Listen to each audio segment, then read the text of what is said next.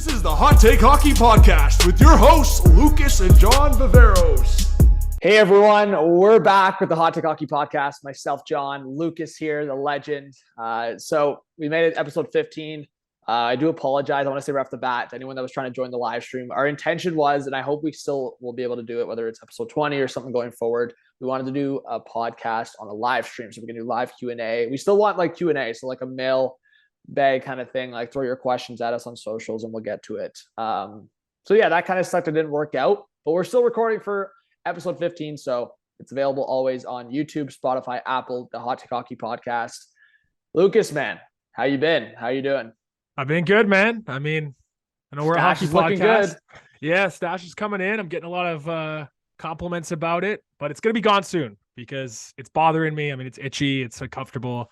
It's not my regular look, but it's cool to do this once a year. And, good to see that I'm getting my donations going again. So, everything's going well in that regard. And I know we're a hockey podcast, but cool to see that the World Cup started and all that. So lots of exciting stuff going on in my life. And ready to rip through some topics with you, John, on what's going on in the league.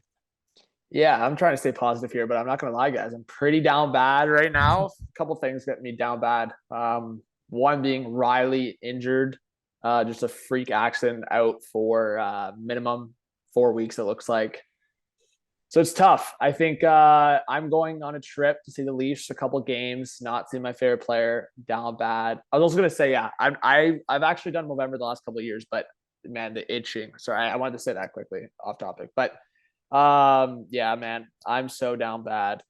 I know, Chris was saying I'm always down bad, but no, truly, I'm actually like, today when I saw that and like combined with like that I've already locked in with the tickets and just like going and I'm still excited for the trip. Don't get me wrong, but oh man. Yeah, and this when I saw him on the ice, John, I was like, man, who's the first person I'm thinking of? It's you, bro. Like that's down and bad, bro, man. Look at the defense. When I saw that this one, I was like, man, obviously I know the situation right now. No Rielly, no Brody, no Muzzin. Giordano and Holler, the top pair. Sandin, Liljegren, and the third pair, Mete and Ben, I think, or Mete and Hollowell. Isn't it Mac Hollowell or where's Ben then? No, I think it's Ben and Hollowell. Victor Mete is the odd man Extra. Right now. Okay, that's what it is. Yeah, he's the extra. But so Hollowell's going in. But it's crazy how fast it changes. And, we've been dogging on Justin Hall for forever. I know you have. And I've certainly had my criticisms about him. And all of a sudden, he's in your top pair. And when your team loses their top 3 cap hits on D, this is the result of your blue line. It's got to be one of the weakest ones in the league right now based off that. It's great to see Liljegren taking, he was inserted right into the lineup and was making an impact right away. And he's played really, really well. But Sandin's going to have to take a bigger role.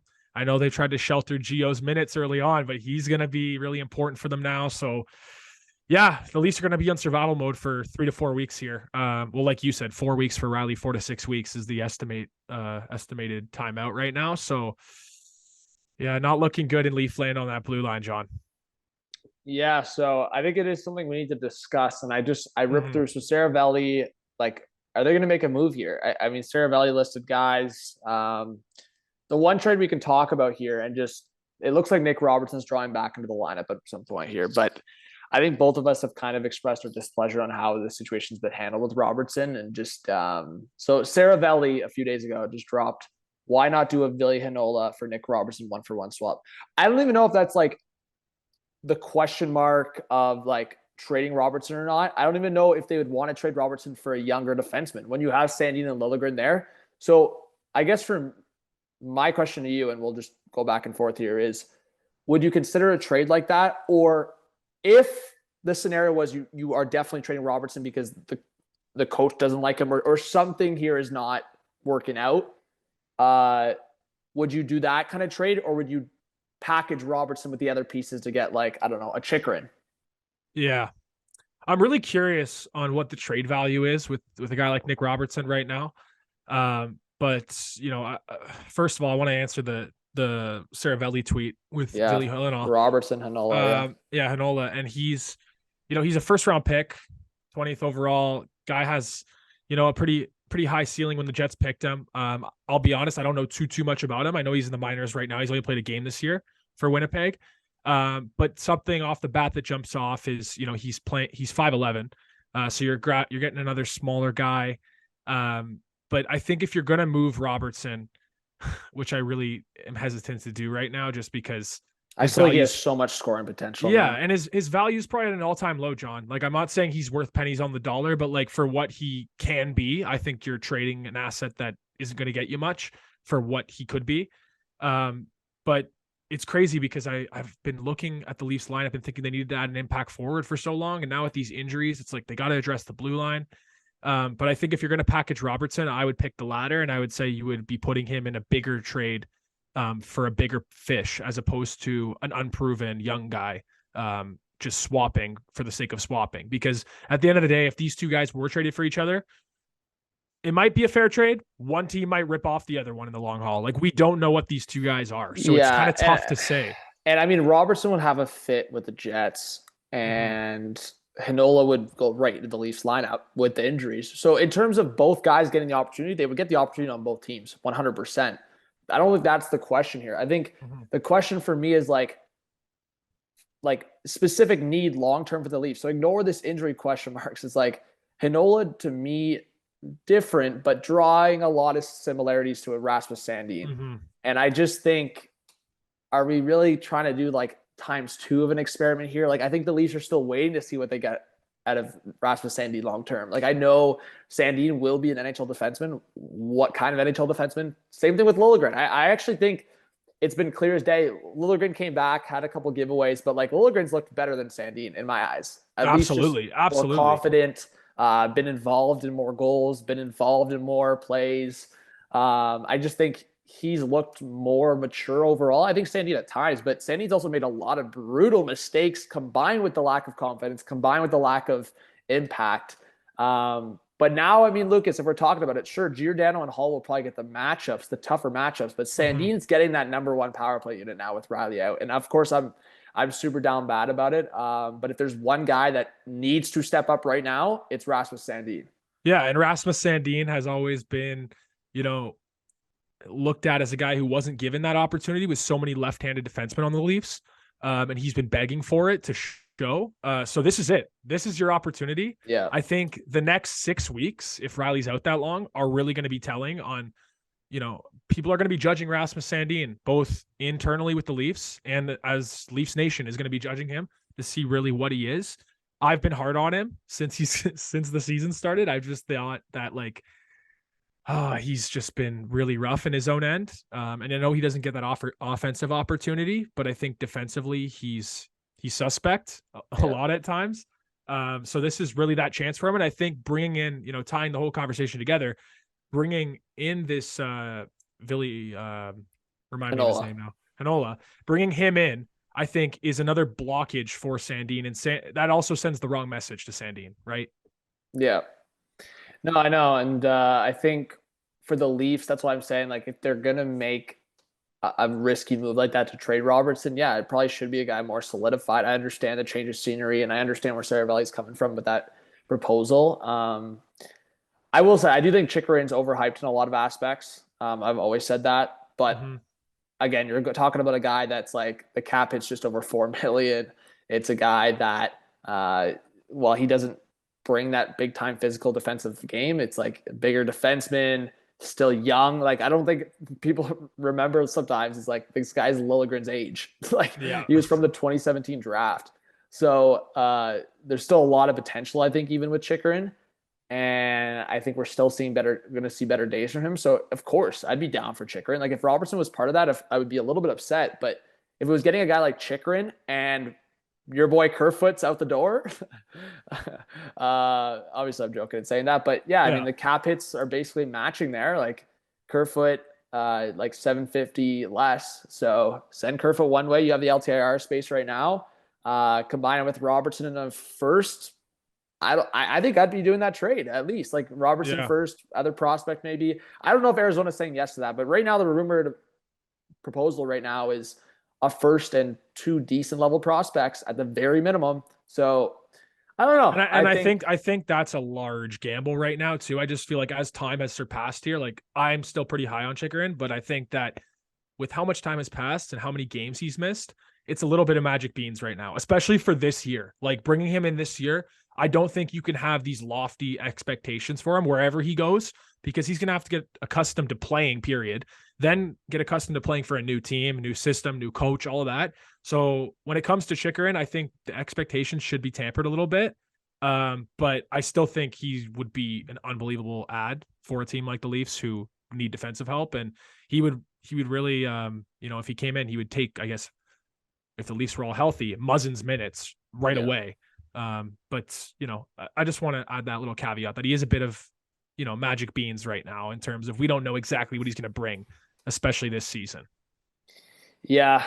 And I think for the Leafs right now, the last few years and all the first round exits, like, sure, it's a chance to bring in maybe guys that want an opportunity, but I think the Leafs are past that point. Like the Leafs are past experimenting. I want the for sure things. And that's why I actually, in the stream, I suggested a guy like Matthias Ekholm. I know there's been a lot of guys that have been thrown out, like Freeman on Sportsnet threw out Dumba. Sarah Valley's talked about Dumba. And I know other guys have talked about a Nick Jensen or an Orlov or an Artem Zub. And I hear all these names. I want a guy like, I want the Muzzin when the Leafs acquired him, to be honest. And it's just, it sucks because Muzzin's never been healthy with his team. And when he was healthy, Muzzin, I'm trying to think of what playoff it was, but Muzzin, when healthy in certain times in the playoffs, looked like the best Leafs defenseman. I think it was 19. I want to say it was 19, John, versus Boston. Yeah, it was, yeah. It might have been 19 or 20. Either way, Muzzin, when he was healthy, looked good. And I'm trying to think, 20, did Dubois hurt him, right? Yeah, that would have been in 20. But yeah, the tough thing with looking at defensemen too, when you're trying to create these fantasy proposals and stuff, is there's a lot of good defensemen out there, especially right-handed ones, that would be really valuable to the Leafs.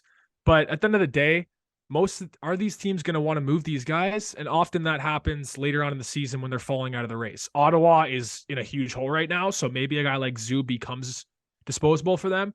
But, for the longest time, the Leafs were rumored for like a guy like DeMello, right? Yeah. And with Winnipeg succeeding like they are, I can't see them moving him.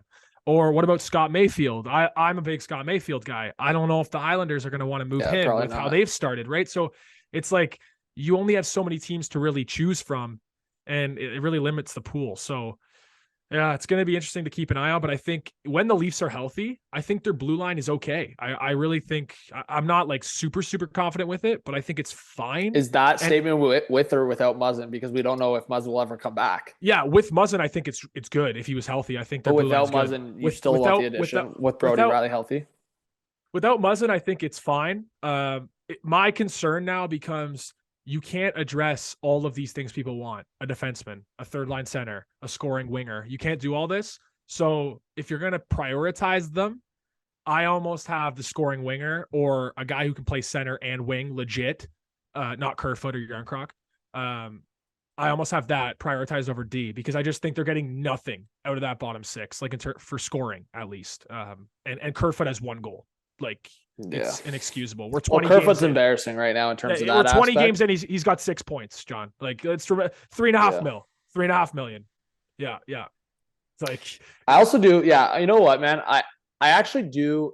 Like, I'm not going to just go crazy with this pod, but like, I've been brewing with a rant on like some of the disrespect some players get, and some like, so everyone wants to like dismiss Kerfoot's play. And then people want to, there's some people that want to defend Justin Hall. And it's like, I'm so tired of people ripping guys and then taking back their statements. Like, if there's one thing that I'm just waiting for out of this Rielly injury, is all these people eating their freaking words. All the Rielly trash talk. I know I'm so biased, but even Brody, there was a couple games there, man, where people were like, "Oh, Brody's not what he's been. He's not playing to the point we've seen him." It's like, oh my, now they're both out. Enjoy Hall. John, I gotta pull you back there for a second, because who are these people that are going at Morgan Rielly? Like, bro, I need some ads. Man. Like, you gotta search up on Twitter, man. I was like, talking John, last John, night. I was like, John, yeah. not objectively, right? Or sorry, objectively, from my point of view, at least. Okay. Like from what I've seen, objectively speaking, I like Rielly, but I think this year he hasn't been his normal self. Okay. I think he's been good at times. And I think sometimes he hasn't been, what I've expected of him. Oh man, okay? he struggled defensively at times and he hasn't. And offensively, he hasn't got a goal yet. Like I'm not he dogging still on the went guy. into last night. I get the second, whatever you want to talk about with Rielly, but it's like Leafland is Leafland. Leaf fans, there's a lot of Leaf fans that do not leave Leafland. They're stuck in Leafland and they don't know what else is going on around the league. So what happens is they have this idea of what a number one defenseman is, a number one guy. And guess what, folks? Guess what? Most number one offensive defensemen do not know how to play defense. Chris Letang, no. John Carlson, no. Those are two guys that have Erik Karlsson. No, exactly my point. Rasmus Dahlin, no. Brett Burns. Like, I'm so tired of Leaf fans in Leafland not knowing what is going on. There is the outliers. There's the outliers like a Victor Hedman. There's the outliers like a Miro Heiskanen. There are those kind of outliers. You also want me to outline another guy that's considered a number one defenseman but doesn't bring the offense? Slavin has, I think, 5 points this season. 5. Around 5. And he's considered, him and Burns are the exact opposite. Slavin, great defensively, no offense. That's what the Leafs have in essentially in a Walmart version. They have the Walmart Slavin and Brody, essentially. And they have the same production offensively as Rielly, Brent Burns. Same thing, basically. Obviously, different type of players, but you think Brent Burns plays structured defense? You're out of your freaking mind. It's not happening. It's just not. Yeah, I think Nick Richard 8 hours ago. This should serve as a good reminder that Morgan Rielly is taken for granted by a lot of Leaf fans. And Lucas, 3 big time accounts, three accounts that had at least, I shouldn't say big time, 3 accounts I saw fresh into the overtime that had a minimum of 1,000 followers. One, I don't even want to call him out, but a big time account. We're laughing that Rielly wasn't in overtime, and they were confident the Leafs were going to win in overtime last night because Rielly wasn't in that overtime. And I cited one of them on my Twitter. You're a joke, buddy. You're a freaking joke because you tried to backtrack your words after the game, after the Leafs lost. You tried to backtrack your words and you wanted Rielly to be all right. Dummy. Freaking dummy. Okay. That's a whole separate conversation on the 3-on-3. I do want to touch on that in this pod. And 3-on-3 as a whole, how the Leafs play in it, but also just as a whole. As a whole. Like. I love when people try to throw one guy to the bus. Justin Hall was in overtime, folks, last night. Reminder. Yeah. But I also just want to have a general conversation about 3-on-3 and how we think it's developed over time and whatever. But yeah. I just want to touch on this quickly because, I was curious and I looked it up last night. Morgan Rielly cap hit amongst NHL defensemen, where he ranks. John, do you know the answer to this? Because if you don't, I want you to try to guess where he is. I don't know the exact number, but I know like how many defensemen are so high. So I'm going to guess he's probably around 20. Great guess. He's at 18. Okay. He's at 18. So there's 17 guys ahead of him. Okay. And when I look at some of these 17 guys, okay, I'll tell you right now, objectively speaking, there's a handful on here that are better than Rielly, quite a bit better. But there's a lot on here that in my mind just aren't. They just flat out aren't. Okay. You want me to rip through some? I mean, I can. Go for it. Oliver Ekman-Larsson, right? I know that's probably one of the worst contracts in the league. He's way above Rielly. He's at 11. Okay. And if we're talking defensive zone as well, do you want me to highlight this is salary for the year or cap it? This is the salary for the year. 2022 cap dollars. Okay. Either way, yeah, salary cap it. These guys are making more than Rielly this year. Because Rielly's at 7.5. Yeah. Okay. So you have Jarrett Spurgeon, a touch ahead of him at 17. I'm taking Rielly. Quinn Hughes ahead of Spurgeon there at 16. Oh, sorry. You were saying Oliver Ekman-Larsson is 11 on the list. Yeah. Oliver Ekman-Larsson the cap it. What's OEL's cap it? It's like 8.25. Yeah. Okay. Okay. Keep going, sorry. So we got OEL at 8.25. I'm not taking him over Rielly. We got Quinn Hughes. I love Quinn Hughes offensively. Don't get me wrong. Defensively, suspect. That's another guy. Yeah, let's just call it how it is. That's proves my point. Yeah. Leafers in Leafland. They have no idea, man. Bro, they have no idea. That's another prime example. They have no idea. When you get into the top 10, there are some world beater defensemen. Like I can go through like Pietrangelo, Cale Makar, Yossi. The best guys are up there. Better than Rielly, for sure. Yeah, obviously. for sure. But there's like 5-6 guys that aren't as good. I mean, Brett Burns, we know how that contract's aged poorly. Darnell Nurse is the 5th highest cap hit in the league at 9.25 amongst defensemen. It's brutal. I mean, why I wanted to look this up yesterday is because there has been some chatter about Rielly. I haven't seen as much as you, but Morgan Rielly is damn worth his contract. And although he might not be playing up to his regular standard this season for stretches, the Leafs are going to notice big time when he's not playing. Okay. They just are like, man, you can't. Are so naive, man. The thing with defense, man, the thing with defense is no one gives the credit to the number 1, number 2 defenseman on any team until they're gone, when it's a fire drill in their own end. Like you'll notice now. We've already started to notice when Brody's gone, things aren't as clean. Yeah. Brody and Rielly. And Lucas, you know what drives me nuts too? And to me, obviously it's so like it's clear as day. Like all these conversations constantly that Rielly's not a number 1 defenseman. He's not a number 1 defenseman. The Leafs are never going to win. Bro, Pittsburgh won a cup with Ron Hainsey on their top pair and Chris Letang injured. They were playing like Schultz and Hainsey were playing top. That's one example. That's an outlier. But my point that I'm making is go around the league and outside of the 10 or 15 clear out number 1 guys. Like look at all these successful teams. Like, can we honestly say that John Carlson is like worlds better than Morgan Rielly? The Caps won a cup with their 2 best defensemen, John Carlson and Orlov. Yeah. Hello. Yeah. And are we looking at recently with obviously before Colorado and Tampa, but are we looking recently with, again, the Blues after Pietrangelo? Yeah, Parayko as well. But again, Parayko was pretty unproven at that point. It was pretty much Pietrangelo and a bunch of guys that were good. They were good, but yeah. But what I'm saying is like outside of Makar and Hedman. So again, it's hard to make this argument right now with Makar and Hedman just winning cups. So it is hard to make this argument. But if you go the last 10, the last 15 years, obviously in the 2000s, when you see guys like Niedermeyer and go like Lidstrom, all these guys winning cups, like again, hard to make this kind of argument. But my point in saying this is like, there's certain years where there's no Hall of Fame or star defenseman. It's people just want to focus on these like individual things the Leafs lack instead of like, again, going down to character guys that are making big plays for teams. We saw last year for Colorado, Darren Helm scoring big goals, Andrew Cogliano, big time plays, like some of these character guys. And we're looking at, again, what you just said. We're 20 games in and Kerfoot has 1 goal. Yeah. Tell me when Kerfoot's made a big play in the playoffs. Tell me, bro. This is why, again, I like the Calle Jarnkrok signing. But Lucas, while I'm talking here, pull up Calle Jarnkrok's playoff numbers while I keep talking here to make my point. I don't even look at Calle Jarnkrok's playoff numbers, and he's played a decent amount of playoff games.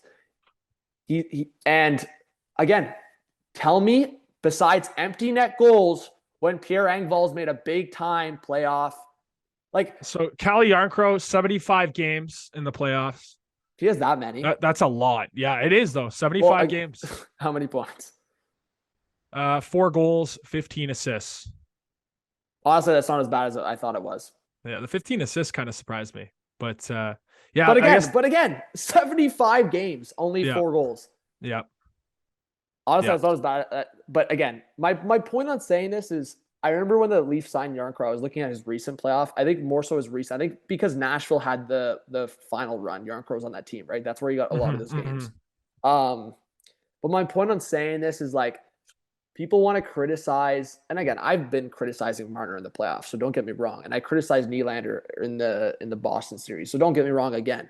But I think we've seen enough in the past that sure, the star guys need to be great. And Matthews, we can criticize all these conversations, but it goes past that because in big games, like we saw against Tampa, the Stars were getting shut down.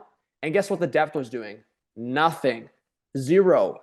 Absolutely nothing. And the only guy, again, that I actually loved in the playoffs was David Kampf because he was playing his role completely. He had a couple big-time goals. He did. Yeah, That's the only guy I'm not complaining about right now. I want to say too, like when we're talking about defensemen, Morgan Rielly specific, number one defenseman specific, like these guys don't fall off trees. Okay. If you want to run through all these guys we're talking about, Cale Makar, Victor Hedman, Roman Josi. Yeah. No. But the guys that were won cups or got to finals. Roman Josi, Nick Lidstrom, Duncan Keith. These guys never were traded. Like Duncan Keith moved on late in his career, but like these guys were on one team. They were picked. They were highly touted. Like the point being that you can't get a number one defenseman off trees, man. What you have is usually drafted from within, and then you fill in the bottom two pairs. Okay. So Morgan Rielly is the best drafted Maple Leafs defenseman since I don't know when. Like I honestly, who have we seen that's better than him? In my lifetime, I don't think there has been one. But I was gonna say, I mean, there's a couple I could pull up, but in our lifetime, I don't think there is one. So the point is that, like, man, he's served this team so well, and this doesn't need to be a defending on Rielly because I don't think it's warranted. Well, I mean, man, I'm glad you're joining in because I don't think it's warranted. This is saying a lot because you've criticized Rielly a lot in the past, and I want to make sure people know that. Yeah, and I have, and I'm on because I like Rielly, but I'm honest because listen, your version of Rielly is like Matthews to me, okay, man. I'll defend Matthews till the cows come home, and sometimes I'm not honest about it, and sometimes I'm biased about it, and I'm honest, or I'm not honest. But Rielly, okay, I like Rielly a lot, but I'll criticize him when needed. And right now, there is no time to criticize this guy because he's head and shoulders the best defenseman the Leafs have drafted, like, in our lifetime. Yeah, I mean, the last guy, I mean, it's my other favorite player. Like, I was trying to go in our lifetime. There's not. Like, as I said, so I was just double checking to question our knowledge. It's Caberlet. Yeah. It's Caberlet. So the last defenseman that's even in the same breath as Morgan Rielly, 96 draft, Thomas Caberlet. Yeah, before I was born too. And Caberlet was an assist machine. But if we're going to talk about, Rielly suspect in his own zone and soft on the puck, like, love Thomas Caberlet. Yeah, but you like, think Caberlet was the defensive magician? No, like, so basically to put a bow in this conversation, man, the Leafs are gonna dread these next 4-6 weeks. If they can play 500 realistically, like, you probably take it. If you know what's also going to take, man, is this is the time where we start seeing these. I'm not saying it's going to happen, but I'm saying, like, the high scoring games, like, this is the time where Matthews just needs to start ripping. Yeah. He's got to get going. I mean, Tavares is ripping, but Matthews has got to start ripping a little more. And then, let's see those 6-5 games like we saw against the Hawks a few years ago. But I just want to say to all the fake fans that were going into overtime, laughing after a guy just got injured, and you guys making such solid claims that the Leafs were going to win that overtime and the Leafs lost in overtime, soak it. And I just want to say, man, I mean, I think you and I have always talked about it. Like, as much as I rip into guys, like, I've ripped into Marner, bro, every year. I've ripped into Marner every year. But there's one thing that I've always said, and I said this. Marner, if he was to get traded, and I've been so irrational about it, he will explode with another team. I've always said this because I recognize the guy's talent, even though he drives me freaking nuts at times. And this was the first playoff against the Lightning where he didn't piss me off. So that's the thing. You can rip into Rielly.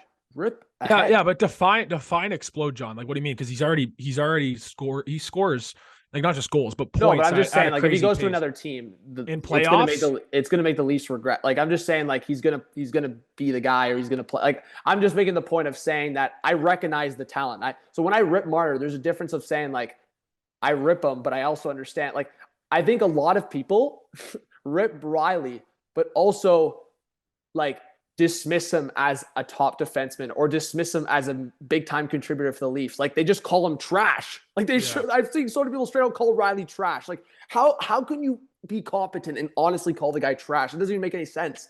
Like, you've lost it if you're in that. John, these guys are either trolls or they don't have knowledge, man. You got it. No, man, bro. These are guys with following on Twitter. I don't understand. No, you got to let these guys slide.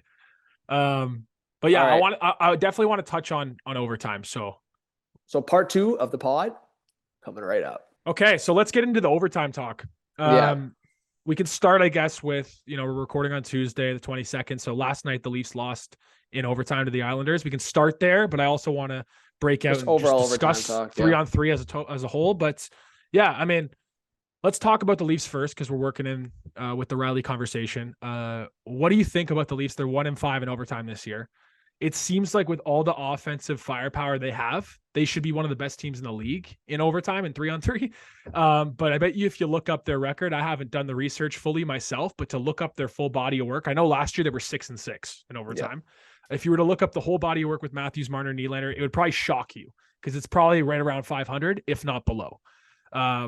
That's not good enough. And it's getting to the point now where does Sheldon Keefe try to work this into practice, even if it's 10 minutes? Like, do you run 3-on-3 drills to figure out, what the hell you're doing out there in 3-on-3? And John, also just wanted to add, like, what did you think about the disastrous shift Nylander had in overtime yesterday and then Marner's giveaway shortly after? Yeah, well, I think the two guys you just listed combined, and I know you'll always defend Matthews, but those three guys together, and I would even say Tavares has done it a couple times. So you're talking about your four best forwards. And this is where I get really frustrated with people. And it's not even a Morgan Rielly conversation. It's a generalized hockey knowledge conversation and directly with 3-on-3. Talk to any coach, talk to any player, talk to anyone. A simple strategy and mindset in overtime is man on man. It's not one player's defenseman and two players are forward. It's not that. Play shinny hockey. It's man on man. Obviously, I'm joking around and talking about shinny, but it's 3-on-3, man. There's no defenseman on four. Like, the whole point here is Nylander showed exactly why the Leafs are losing overtimes, because the forwards don't have this mentality where you have to play both sides of the ice, more specifically on a man-on-man coverage basis in overtime. In the 3-on-3, when Rielly even gets ripped, but it's not even a Rielly thing. It's a generalized thing, as I said. Rielly will get crossed up on one guy, and then who was it that scored the Rielly Smith? So Rielly Smith comes from Marner's side, and as Rielly shifted to the left side, which is the guy that he was covering, and again, Rielly maybe should adapt in that situation, but that's Marner's guy. Rielly Smith is Marner's guy. Rielly Smith was Marner's guy. Exactly. Yeah. So my point is, sure, you can blame the defenseman in that situation, but you're out to lunch, because 3-on-3 will always be, and I'll stand by that because it's common sense in my eyes, 3-on-3 will always be a man-on-man situation. It's 3-on-3. It's 3-on-3. Like, you can't afford to allow your defenseman. You're going to face 2-on-1s every time. And last night, Justin Hall's guy was Brock Nelson, and Beauvillier was Bunting's guy, and Bunting just didn't pick him up and gave him a clean shot. Same thing. I will say, Beauvillier's goal reminded me exactly of Zegras' goal, and Shalgren's probably got to stop both of them. But not the point. It's a nice shot, man. It is a nice shot. It is a nice shot. But yeah, I think 3-on-3 as a whole, man, it's like some teams have started to just really adapt and figure out that, you know what? Maybe it's boring, but hang on to the goddamn puck. Turn around, get your two guys off and change, drop the puck back, get the third guy off change. Like, hang on to the puck. The Leafs go out there every time with the mentality that, all right, we win. If they win the draw, we win the draw. All right, let's get set up. Let's go. Let's go. Two guys in deep. Go. 2-on-1. Yeah, their puck management. And if they don't score on it, which they never do right off the gate, it's a 2-on-1 back the other way, which I get you're going to get in 3-on-3 overtime. But they just easily give this 2-on-1 every time, and it's a goal. Like, and you can see it coming every time. Like, it's just like, if it's not there, even Nylander last night, when he's holding on to the puck behind the net or in his own zone, why is he firing these two-line passes to Matthews that go for icing? And thank God they went for icing, by the way. I was actually happy they went for icing, as opposed to they don't go for icing and the Islanders have the puck, right? Yeah. But it's like, if the pass isn't there, just hang on to it. Don't rush it, man. Like, hold on. Yeah, their puck management in overtime has been brutal too. I mean, just overall, man, like I said, they don't have this 3-on-3 overtime mentality. Like, even, and again, I know you love Matthews, but I've seen it like time and time again, where he goes for his opportunity and he's trekking back as if it's like 5-on-5. Like, buddy, you are so much more important in this play, because you not being there is a 2-on-1, 1,000%. Yeah. The second defenseman is not their guy. Like, there's no second defenseman. And that's my problem in it, is that there's no like message out there that, like, either man on man, which it should be, as I keep repeating myself, as it should be, or you have one forward that has that defensive mentality on that shift. So you're basically having one guy committing to pushing the zone, and then one guy that knows he's going to trek back and knows he's going to hang back with the defenseman. Neither are happening. Literally neither. They're not man on man, and they're just both forwards are pushing up and leaving their guy. Yeah. And I've seen chatter, and I've heard chatter at work, through friends, that, is 3-on-3 the future, of deciding games? And my response to that would be, as a fan, we all complained when it was 4-on-4 and no one scored and it went to shootout. Okay. We all complained about that because the shootout's just a straight skills competition. Yeah. I get that 3-on-3 is nothing like any hockey scenario. There's never 3-on-3 during a game. It never happens. So it is also kind of a skills competition out there in a 3-on-3. But from a entertainment perspective, I think it's way better. From a skills perspective, with just the stuff you get to see with the best players on the ice, I think it's way better. I don't think 3-on-3 should go anywhere. I think it's still great for deciding the outcome of the game should it get there. But you're really going to have if people are going to complain about that, you're really going to have no desired outcome that everybody's going to be happy with, unless we just go back to the old, it's a tie. And I don't think people want that either. I mean, Lucas, if I'm being honest, and I've been saying this for time, I would take in a heartbeat what you have in what you have in NHL playoffs, but I'm okay with it. But that'll never happen, man. Yeah, but 4-on-4 though. Like, I'm down to go back to 4-on-4, but I mean, I know it will never happen, but I would love to eliminate the shootout and just rip 4-on-4 again.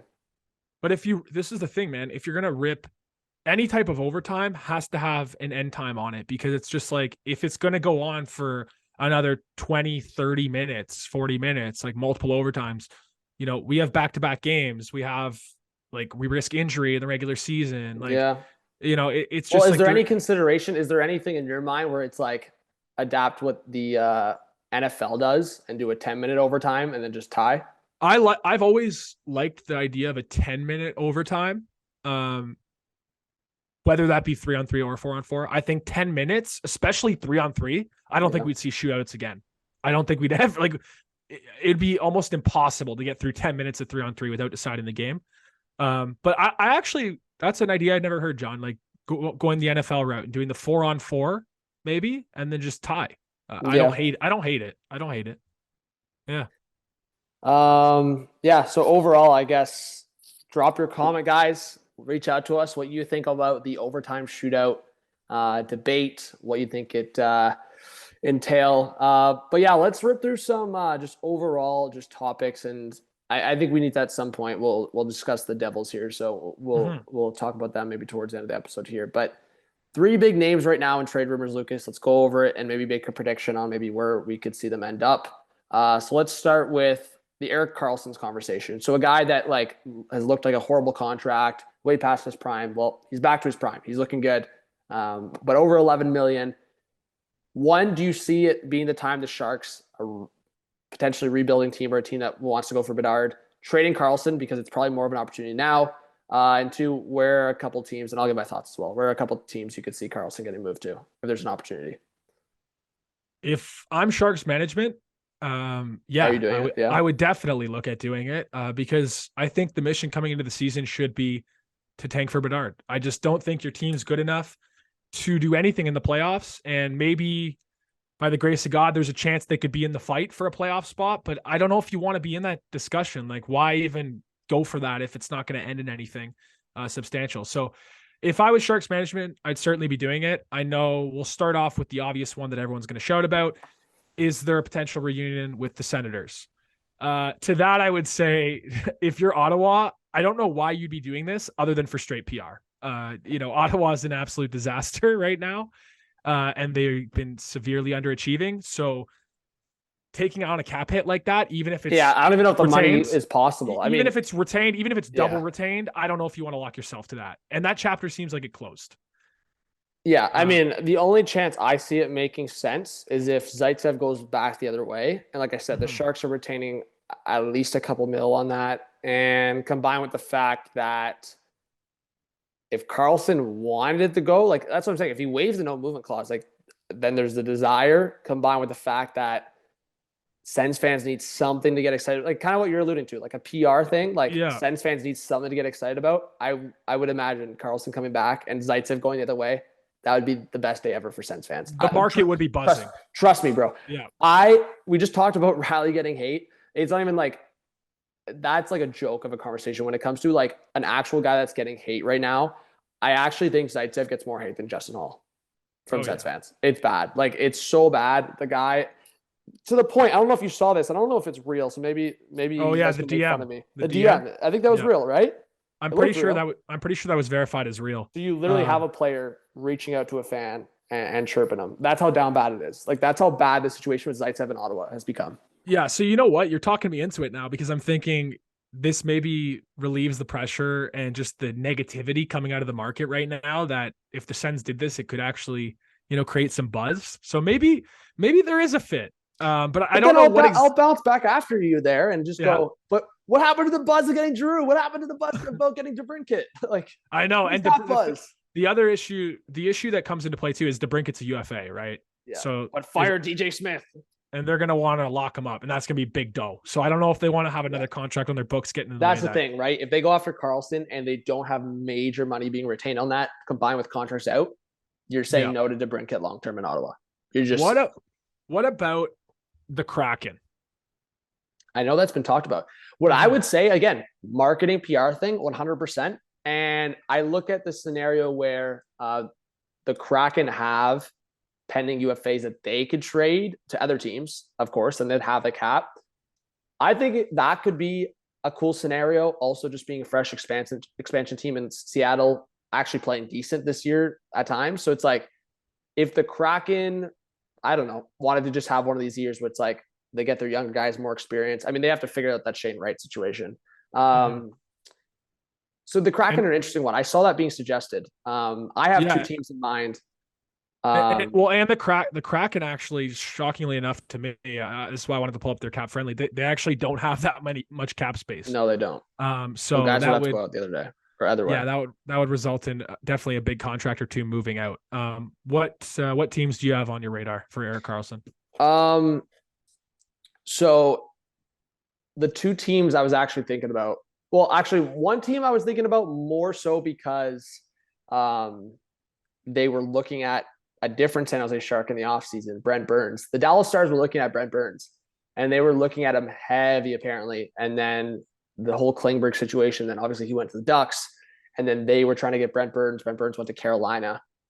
Erik Karlsson to Dallas. I think Heiskanen and Karlsson would become one of the best pairs in the league, if not the best. And Dallas has a couple big contracts they could send the other way, including the Hudobin contract, 1.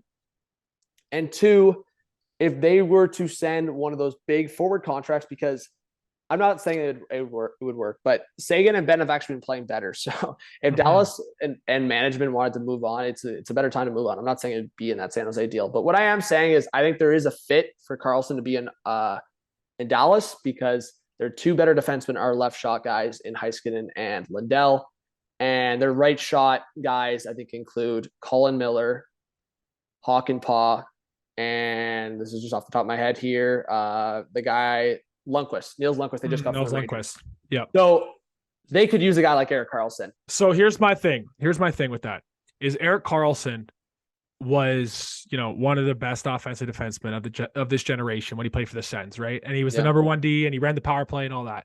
He goes to San Jose, was good for a bit, fell off, and a lot of it you could deem up to injury, age, all that. But Brent Burns was getting the big minutes in terms of that number 1 power play. And I'm just wondering if in the scenario where he goes to the Sens or the Kraken, he's their number 1 guy on the power play. If he goes to Dallas, is he the number 1 guy on the power play? But my thing is, I get what you're saying there, but is it really that much far off? So you just said the Ottawa thing, but Shabbat's there. Yeah, but right? I don't know. I feel like they might run Karlsson with Shabbat's struggles. No, I get that. But same thing. I don't think I think Stars fans look at Heiskanen as like their number 1 guy, clear out. There's not even a conversation. But do they look at him as the power play guy? Like, I think he can be on the power play, but they also did have Klingberg, and I think there was the versatility there. All I'm saying is I think Heiskanen, sure, I think he personally probably want the power play time with the top guys. But I think if he's playing 22, 23, 24 minutes a night, and majority of that on 5-on-5 and then the penalty kill, then you run him on the second unit, Karlsson. I mean, I see what you're saying 100%. It would look good, though. But it would definitely lay off Heiskanen's minutes a bit, but he's still playing the power play too. He's still playing the penalty kill. I don't know. I still think he would have that role, but Karlsson being on that top pair would get the minutes combined with the number one power play. I do have a hot take for the second team though. I think you might rip me for it a little bit. Let's hear it. I was trying to look at the Sharks roster. Was there crossover or was Pavelski already gone? That's what I was going to ask. That was the only other argument I was going to make, but live on the podcast here. With Pavelski and Karlsson on the team. My knowledge is time? being a little dead right now, but I'm pretty sure he was there, right? Yeah. Pavelski and Karlsson on the team. Yeah. So I was just making sure. Why I'm questioning my knowledge on that, I don't know, because I was following the Sharks a lot that year. But anyways, Pavelski and Karlsson will have some familiarity there as well. But my other team for Karlsson is a huge hot take. I don't think it would, similar to Ottawa, I don't think it would actually work. But in terms of a couple contracts going the other way and getting some assets for San Jose, and it's also in the same division. So again, such a hot take. I don't think it would work. But Erik Karlsson to the Edmonton Oilers. Hear me out for a second. Hear me out. Okay. I'm ready to hear it. Let's hear it. They truly do not have a guy that like I look at and is like that explosive number one power play guy, offensive guy. Sure, Nurse at times has looked good. The contract's atrocious, but has sometimes looked good. I don't classify him as a top offensive power play guy. Evan Bouchard, at times he's manned that power play. At times he's looked great with that shot. I don't think Evan Bouchard's the guy I'm riding home about and going, he's my number one clear out offensive explosive guy. Maybe he becomes that. I don't know. But if I'm looking at Edmonton and I'm already looking at the forwards on that top power play and McDavid, Draisaitl, Nuge, and if it's Hyman in front, obviously Evander Kane when he comes back could be in there as well. Imagine Erik Karlsson manning that point on that power play. That's what they've been missing, man, because Tyson Barrie has been on that top power play for so long. And he's the only disaster part on that power play. Or at least he's the only part on that power play where it's like, it could be much better. Yeah. So I guess Tyson Barrie is going back the other way. That's exactly what I'm saying. Yeah. That's exactly what I'm saying. So what I'm saying is you have Edmonton with contracts that they wanted to move in the offseason in Warren Fogle, and they signed Jesse Puljujarvi, but there's still the rumors. If you attach Fogle, Puljujarvi, and I don't know if you want to fact check me on this, Lucas, but I'm pretty confident with with what I know here. And Tyson Barrie. So Barrie, I think about 4.5. Fogle just over 2. So we're at about 6.5 right there, closing on 7. Plus Puljujarvi, you're closing in on 10 million right there. That's almost enough to match up on Karlsson. The Sharks retain 2 million on Karlsson, or even 1.5 on Karlsson. And you get Puljujarvi in a fresh setting. Fresh setting for Puljujarvi. Yeah. That is my hot take. You attach the first round pick. You attach a couple prospects. I'm probably saying Broberg. Philip Broberg goes to San Jose. So Broberg and Puljujarvi. I think Puljujarvi would play well. And yeah, and I think the first round pick and Broberg could be enough to incentivize San Jose to make a deal like that. Get rid of that Karlsson contract before it becomes bad in a couple of years. And Edmonton gets a nice go into the playoffs with, as I said, if that power play gets going, more so than it already is because it's disgusting, McDavid, Draisaitl, Nuge, Hyman, Karlsson. That'd be wild. That would be wild. That's my hot take. The money checks out, buddy. The money checks out. Obviously, Edmonton's goaltending, still a question mark. But in terms of what you need to win a championship, if they got Karlsson, you can't say the Oilers don't have that. If Stewart, Skinner, or Campbell can figure it out, that's all I'm saying. It's a hot take. I don't think it works. But in terms of the contracts of Fogle, Puljujarvi, and Barrie, if the Oilers could get assets, as I said, like a Broberg and a first and maybe something else to incentivize San Jose, yes, it's in the same division, but this is going to already be a hard trade to make. And I have to make some hot takes on this pod sometimes. All right, let's get into Bo Horvat. Bo Horvat. All right, so I'll start here. You start with this one. I don't know if it was Friedman or Merrick or whoever it was. So I'm just going to toss it out, not as mine, but just say that one of them said that one team that would make sense for Bo Horvat, I don't know if you saw it, was the Columbus Blue Jackets. And I guess it does make sense. I mean, Horvat in the middle next to Gaudreau and Laine long term. I mean, they want to commit some money for a centerman. It makes some sense. I actually just put this in the thumbnail for the stream, and I actually talked about on the last pod Boston. So I'm also going to dismiss Boston in my answer here, but I have a hot take here, and it doesn't make a lot of sense, but I actually think in terms of making them like the most scary ever that they possibly could be, I actually have the Rangers as a team. And again, I don't know how they would make the money work, but this is where I'm coming from here, is that to me, when I look at like still Kakko and Lafreniere, and like when I talk about the Canucks trying to like go in one direction, like if they want to get younger here, and I'm just thinking the Canucks and Rangers making a deal. So I'm going to pull up the Rangers cap friendly here, and this is where I think this trade could go. So obviously they just signed Trocheck, and this is such a hot take because again, I have to get spicy here with my takes because Boston and Columbus are the easy answers apparently. But there's a couple contracts that could go the other way here. One being Philip Hedl. He's a pending RFA. I feel like the Canucks could look at that guy as a intriguing option. Kakko's 2.1, not much of a contract there, but again, Kakko could go the other way here. And if Barclay Goodrow is part of this, going the other way, he's a modified no trade clause. So 15-team no trade list. There's a very high potential he has the Canucks on there. So he would have to waive that. But with those three combined, you're looking at in around 6 or 7 million. I think Bo Horvat could look at the Rangers and be like, that's a contender right there. I would take a little bit of a discount. Maybe Horvat sign, I don't know, 7.5 long-term. So again, my question, that's not enough, but does Bo Horvat does not have a no trade clause right now, does he? I don't believe so, but I mean, pending UFA. Because that adds into it. And for me, when I think of Bo Horvat, I'm trying to figure out, is there teams out there that are going for it, right? Like the Avalanche that would be interested just as a one-time year, one quick rental guy, go win another cup, and then he goes, right? And that's why I have Colorado circled. I think he would literally be the perfect replacement for this run for Nazem Kadri when they lost Nazem Kadri. I think he could put up, the similar numbers to Naz and really be a difference maker for them on the power play too. So I love Colorado as an option. I like that answer a lot.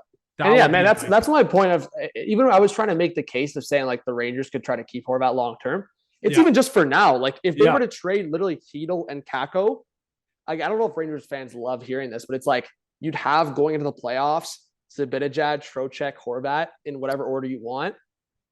5.5 million right now as a rental potentially for Horvat. I love that Colorado answer, man. I feel like I actually brought up Colorado as the option for who was I just talking about the other day? Well, I actually did discuss when Dubois was going through rumors, but Colorado is an interesting one. I think we should discuss Colorado in general going for a center because I love that Horvat answer in the sense that Newhook hasn't filled that role this year. Not at all. And I think it is a conversation of Colorado going for a big time center rental. And I think that is a big time example of that, the Horvat. But again, will the Canucks let it get to that point again? Because the JT Miller, it's backfiring on them, but that was a scary situation for Canucks fans that, now it's scary in a different way. I think Colorado eventually, though, whether it's Horvat or not, that's why I think Horvat's such a good fit. They're going to have to make a move for that second line center, and it's going to be an impact guy because they're going to try to go for this repeat. And Evan Rodriguez, Alex Newhook, JT Compher, none of these guys cut it. I'm sorry. These guys are all pieces, but none of them are going to cut it even close to what Kadri did. So that's why I like them. My second answer, Washington. I think Washington with Backstrom being, we don't know yet if he's coming back, and if he does, what he's going to look like. Is this only if Washington gets back in the playoff picture? For me, this could be this could be either scenario. This could be if they're going, if they get back in the playoff hunt, this guy could be a rental and try to re-sign, or this could be, they're near the bottom in 2 months' time. They're still struggling. And they say, you know what? This is our center for the next 5-7 years. This is our plan post Ovechkin. And Kuznetsov and Backstrom. This is turning the page on the old team, and Horvat comes in as your new guy. So that I like that as a framework too for Washington to restart their team. Looking into the future. I'll say I like that. We'll see, man. I think Vancouver. I mean, I already made it clear in the last pod, and I think you were kind of agreeing to is like Horvat's not the problem. You should probably be keeping Horvat. There's other guys you should be moving. I would even. I mean, we'll talk about it maybe in a future pod, and if more rumors pop up, I actually could see a scenario where the Canucks trade a Brock Besser. And I mean, it's funny. I'm not gonna. I feel like it's been a conversation in the past just from Leafland, and I'm not sparking the rumors here, but scoring winger, Besser to the Leafers. Ooh, an American connection with Matthews. We'll see. The guy needs to get going on the scoring. I mean, being in an offense like that, maybe. But again, I don't know if it's realistic. So getting towards the end of the pod, let's just rip through it, and then we'll just quick fire topics. But Chychrun quickly, for you, where do you see a team or two for Chychrun? I feel like it's the cop-out answer, and I know a lot of people have talked about it, but I really like the fit for him in St. Louis, and upgrading that blue line. I think bringing in Chychrun, I think the last pod we were talking about, they had just started to turn the leaf, St. Louis, and now they're on a ripper right now. I think they're on a 6-game win streak. I think it's 7 or 8 now. You know what? It would be 7. It would be 7 because they would have been 3 and it would have been 7. That's crazy. They're on a 7-game ripper, and I think that team can score, and they got a deep offense. And if Binner can hold down the fort, I think if they add one more big piece on the blue line, they got a really complete team there. They got a good I also squad. think in terms of getting Parayko going too, I think Chychrun could be a nice guy next to Parayko. Oh yeah, and then all of a sudden that blue line, because I already think it's good, that blue line becomes like a elite team. Krug, like Falk, Chychrun, Parayko is your top 4. Yeah, looks great to me. Letty in the bottom pair. It's Parayko's got Letty on the bottom pair with whoever, Bortuzzo or Mikkola or whatever. But yeah, man. I just Parayko's got to get going. He's struggled to start. I honestly can't say. I haven't watched the last few Blues games, so maybe in this winning streak, Blues fans, let me know if he's been playing better. But at the start of the season, I watched a couple Blues games. The guy looked atrocious, so he's got to pick it up. Who do you got for Chychrun? LA. It's been my answer. I think Ottawa was the lazy answer for me. I don't. Ottawa should have bit by now, but LA for me, because again, it's just too easy, man. As you said with the Blues, like put him on that left side next to Doughty. Hello. Or even like wherever you want to, but the left side, LA needs a guy on the left side. They've got Doughty on the right. They've got Jersey on the right. They've got a few guys on the right. Knock Edler down or out of the lineup. Get freaking Chychrun in there. I like that fit. I mean, I would even say, I think both of us just talking to Leafs a lot this pod. I mean, we talked about it earlier, so Dubas ring the phone, but I think LA and St. Louis for me on paper right now probably make the most sense. What about the Jets? What about the Jets? Yeah, maybe, but again, the Jets are crowded on defense. They don't necessarily. I think they could use a Chychrun, but they would have to send guys the other way. A couple defensemen. They've always been crowded. That goes back to the Villy Hanola conversation. So I don't know. I think the only other team I would say, just in terms of going forward long term, and this might be an off-season conversation too. If the Capitals were to trade a guy like Orlov leading into the deadline, if they're not in the playoff conversation, maybe Chychrun, if Chychrun doesn't get traded, that could be a guy they go after because they'll need left shot guys. I mean, they are really weak on that left side as it is, and they're going to need someone else other than Martin Fehervary. I can tell you that. So if Orlov's gone, they will need someone else. So that would be my other hot take. But St. Louis, LA, Ottawa, Toronto would be my top 4, I think. This is Washington's stinky left side right now. Erik Gustafsson, Martin Fehervary, and Matt Irwin. Orlov's playing on the right, or is he? He's injured right now. He's injured right now. So they got Karlsson, Jensen, and TDR on the right. Fehervary's not bad. He's actually decent, but but this is the worst. This is by far the worst Washington Capitals team that Ovechkin's had since almost like he burst into the league, like since his first few years. I mean, the injury issues have been so, like Oshie was out, and Wilson's not back, and Backstrom's not there, and Kuznetsov's kind of been out to lunch. Yeah, man, Kuznetsov, what a freaking guy! 1 year out to lunch, next year buzzing again, out to lunch again. Couldn't believe he went on waivers. I scooped him in fantasy. I'm just waiting for him to get going. Oh, I was like, waivers in the show? No. No. In my fantasy league, he went on waivers. Yeah. Can you imagine? Breaking news. Breaking news. Koozies on waivers. Quick hits here at the end. Last 3 minutes of play. Devils, man, still buzzing. Can you believe it? And yo, Keith Yandel, what do you think about that statement? He's not sold on the Devils. Did you see it? No. What do you say? Yandel went on, like, he's on freaking national broadcast going, I'm not sold on them. I still don't think they're going to make the playoffs. Okay. Yandel, buddy. Man, I've been having these conversations with people, and at a certain point, it doesn't matter how good or bad of a team you are. When you rip off 15 games, and like, what are they at right now? 12 or 13? They're at 13 right now as we speak. Tomorrow they play the Leafs, okay? And that would be 14 if they win that one. They're at 13.